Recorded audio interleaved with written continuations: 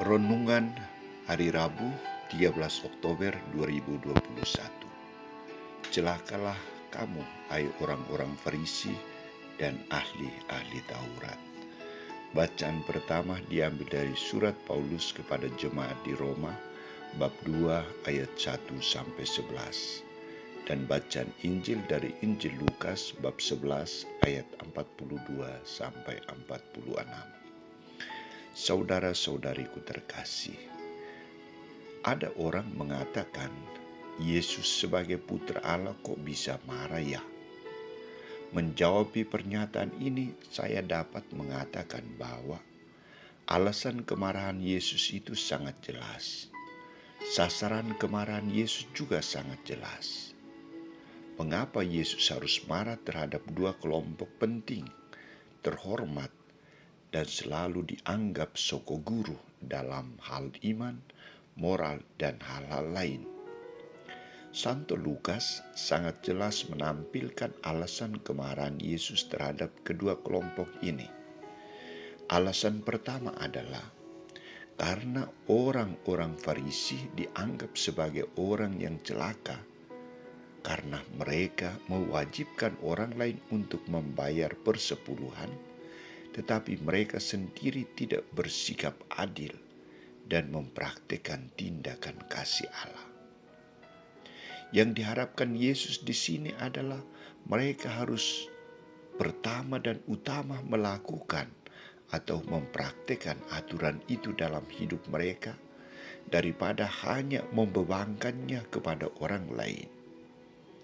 Yesus tidak menghendaki para pemimpin hanya tahu untuk menunjukkan pamor mereka di hadapan umum, tetapi praktek hidup mereka jauh dari yang dikehendaki oleh Allah. Mereka hanya menjadi batu sandungan bagi orang lain. Saudara-saudariku terkasih, alasan kedua kemarahan Yesus adalah ahli-ahli Taurat selalu membenarkan diri di hadapan orang lain dan tidak menerima koreksi yang disampaikan oleh Yesus. Terhadap sanggahan orang Farisi itu, Yesus tegas mengatakan, "Celakalah kamu juga, hai ahli-ahli Taurat, sebab kamu meletakkan beban-beban yang tak terpikulkan pada orang, tetapi kamu sendiri tidak menyentuh beban itu dengan satu jari pun." Di sini Yesus menuntut ahli-ahli Taurat agar lebih dahulu mempraktikkan aturan itu dalam hidup mereka. Mereka dituntut agar tidak hanya membebankan orang lain, tetapi mereka sendiri menjadi penonton. Mereka hanya memerintah, tetapi tidak tahu bertindak, berbuat, atau melakukan aksi sebagai wujud nyata dari perintah itu. Orang-orang Farisi dan ahli-ahli Taurat hanya gila hormat dan hanya membebankan orang lain dalam segala hal,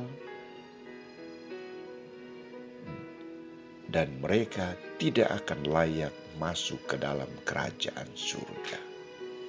Yesus tidak membutuhkan orang-orang yang gila hormat, orang-orang yang hanya tahu memerintah tetapi tidak tahu berbuat.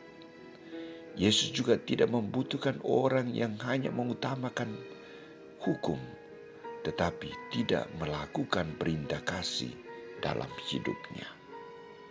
Saudara-saudariku terkasih, kecaman Yesus terhadap orang-orang Farisi dan ahli-ahli Taurat menjadi bahan refleksi bagi kita saat ini. Mengapa?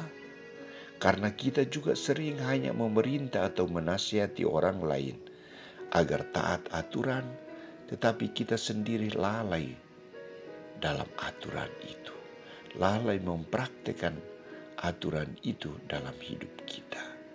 Kita mewajibkan orang lain agar terlibat secara aktif dalam kegiatan-kegiatan menggereja, membaca kitab suci, mengikuti doa rosario di lingkungan, tetapi kita sendiri tidak hadir dalam pertemuan atau doa itu.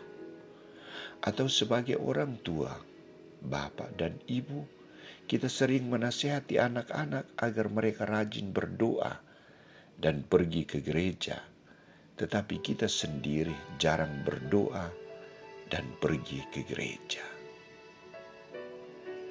Untuk menghindari diri dari kecaman Yesus sebagai orang yang memiliki iman yang baik, orang yang bermoral, mari kita hening sejenak dan dengan rendah hati ingin membaharui sikap dan tindakan kita.